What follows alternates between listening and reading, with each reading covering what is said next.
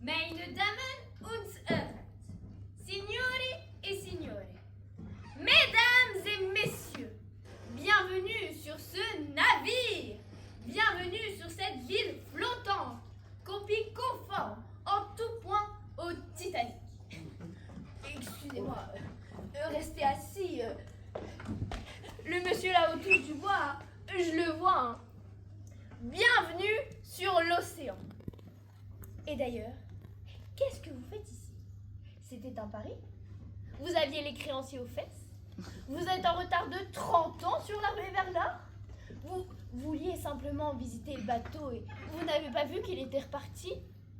Et pourtant, en ce moment même, votre femme est chez les flics. Elle disait que c'était un type bien. 30 ans de mariage et pas une dispute. Qu'est-ce que vous pouvez bien ficher ici?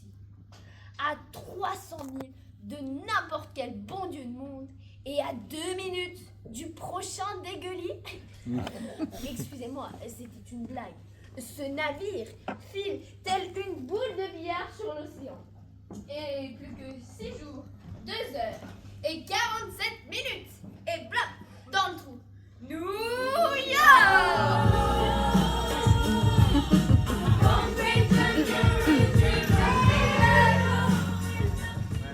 Croyez-moi, des bateaux comme celui-là, vous n'en trouverez pas d'autres. Peut-être en cherchant pendant des années, vous pourriez retrouver un pilote aveugle, un capitaine claustrophobe, une radio qui bégait et un médecin de bord qui s'appelle Closer-Mapitz Wender Dorfenthal. Pas très pratique en cas d'urgence. Peut-être. Mais ce que vous ne reverrez plus jamais, et ça, vous pouvez en jurer, c'est ce miracle devant vos yeux, cette merveille dans vos oreilles, ce rythme dans vos pieds et dans votre cœur, du sound, de l'unique, de l'inimitable, de l'immensément grand Danny Boonman de Delemon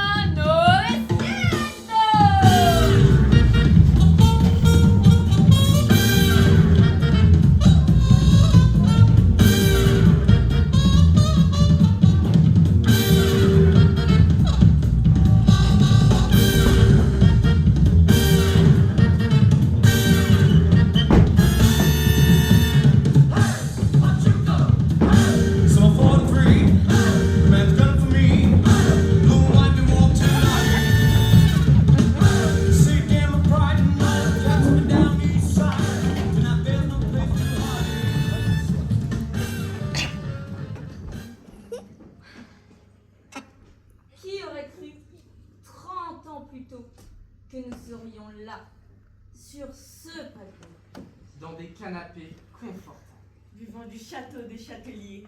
Autrefois, on était bien contents si on pouvait s'offrir une tasse de thé. de thé froid, Sans lait, ni sucre. ni thé. Dans une tasse télé. Oh, nous n'avions pas de tasse. On se faisait un sorte de petit bol avec du papier journal. Le mieux que l'on avait à la maison, c'était un vieux chiffon mouillé que l'on devait sucer. mais nous étions heureux dans le temps, même si on était pauvres. Parce que nous étions pauvres, mon père disait toujours. Tu vois, fils, l'argent ne fait pas le bonheur. Oui, et j'étais plus heureux alors. Nous vivions dans cette petite baraque écroulée avec des trous dans le toit. Une maison? Vous avez de la chance de l'avoir cette maison.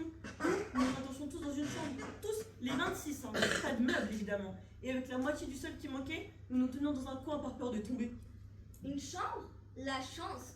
Nous, on devait vivre dans le couloir. J'aurais rêvé de vivre dans un couloir. Ça aurait été un palace pour nous autres. Nous vivions dans un vieil aquarium, dans une décharge, réveillés chaque matin par une douche de poissons pourris. Une maison. Oui, enfin, quand je dis une maison, c'était plutôt un trou dans le sol recouvert d'une toile serrée. Mais pour nous, c'était une maison. Oh, on nous avait de notre trou dans le sol. On a dû déménager dans un lac. Et quelle chance avoir un lac. Avec mes 159 frères et sœurs, on devait vivre dans une boîte à chaussures au milieu de la nationale. En carton la boîte? Chanceux! Nous avons vécu 3 mois sur une cocotte en papier. Nous devions nous lever chaque matin à 6 heures, nettoyer la cocotte, partir travailler au moulin, bosser 14 heures à 6 nous assommer à coups de ceinture pour que nous dormions mieux. Oh, quel luxe. Nous nous levions à 3h du matin, on sortait du lac, nettoyait le lac, déjeunions d'une poignée de Nettoyer gravier, le on lac. travaillait 20 heures, payé 2 centimes de l'heure, et en revenant, papa et maman nous frappaient avec des tessons de bouteilles. Ce n'était simple pour personne. Il nous fallait sortir de la boîte à chaussures en pleine nuit et nettoyer la route avec nos lampes. Nous travaillions 24 heures par jour pour 1 centime tous les 64 ans. Et à notre tour, notre père nous coupait en deux à la scie à pain. Bien, je devais me lever à 10h du soir, une demi-heure avant d'aller au lit, boire une tasse d'acide sulfurique, travailler 32 heures par jour et payer mon patron pour avoir l'autorisation de le faire.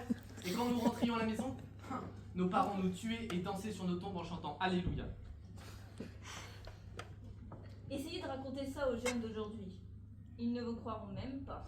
Ah non.